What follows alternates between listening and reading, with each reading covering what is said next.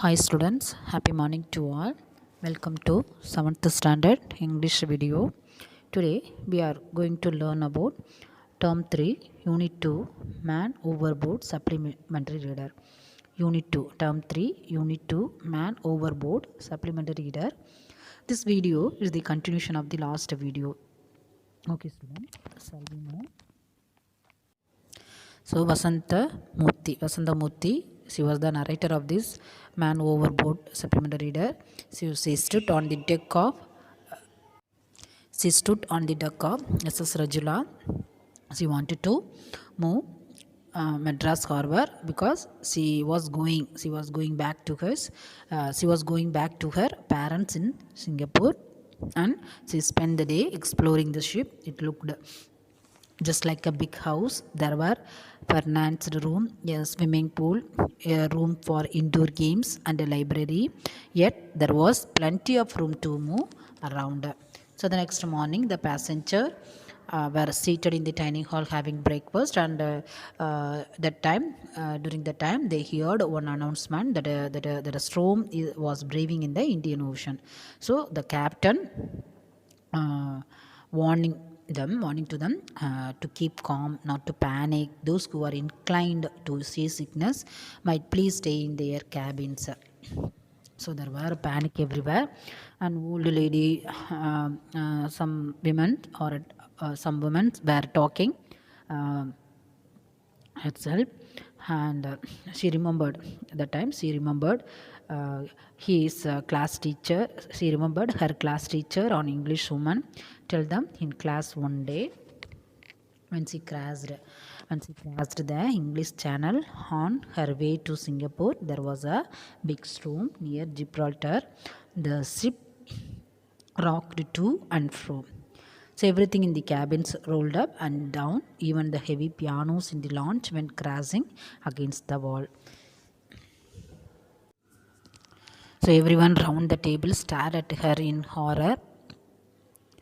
She thought to herself that adults, they had no sense of adventures. How dull they were. The storm did not break, but in the evening a strong wind started blowing. The ship rocked to and fro, rocking and rolling to the music of the wind. Huge waves were dashing against it. Even though the deck was slippery, she was running around. That's when she noticed Uncle leaning over the railings. Vasantamurthy noticed Uncle leaning over the railings. She ran up to him, thinking he too was enjoying the experience.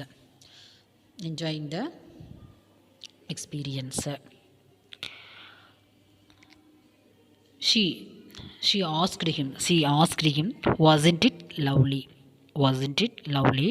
But he wasn't well at all. He was retching over the rails and looked rather blue about the mouth. She felt sorry for him. Would she be of any help?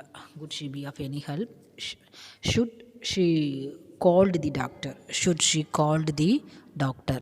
She asked him, and she felt sorry for him and asked him, could she be of any help, and should she called the doctor? He couldn't reply, but only held up. His hand as another boat of retching shook him. He leaned over the railings. At the same time, a huge wave lost the ship. It lurched violently, and the man tumbled over the railings into the wild sea. For a second, she stood rooted to the spot. Then she ran like someone possessed, shouting, "Help! Help! Man overboard! Save him!" She must have made a lot of noise. She heard footsteps hurrying even that early in the morning. For a second, she stood rooted to the spot. Then she ran like someone possessed, shouting, "Help! Help! Man overboard! Save him!" She must have made a lot of noise. She heard footsteps hurrying even that early in the morning. Tears streaming down her face and shouting incoherently. Tears streaming down her face and shouting incoherently, she ran full belt into an officer. What's the matter? What was the matter? Why were you making so much noise? He asked in a stern voice. She was surprised to see it was the captain. It was the captain. Tears streaming down her face and shouting incoherently, she ran fell, belt into an officer. What was the matter? Why were you making so much noise? What was the matter? Why was you making so much noise? He asked in a stern voice. She was surprised to see it was the captain. Oh, sure. She blurted out in relief. A man fell into the sea. Please save him. Where? He asked. Immediately on the alert. There, she said, pointing a finger. He did not wait for more details but ran at once to a room full of officers. Man overboard, he cried. Man overboard, he cried. Stop ship. Drop anchor quick. His instructions were immediately obeyed. The captain then raced to the upper deck. She kept trailing behind him. Lower the lifeboats and crew into the sea towards the hem. He said, there was a man overboard. There was a man overboard. Here again the men quickly obeyed him.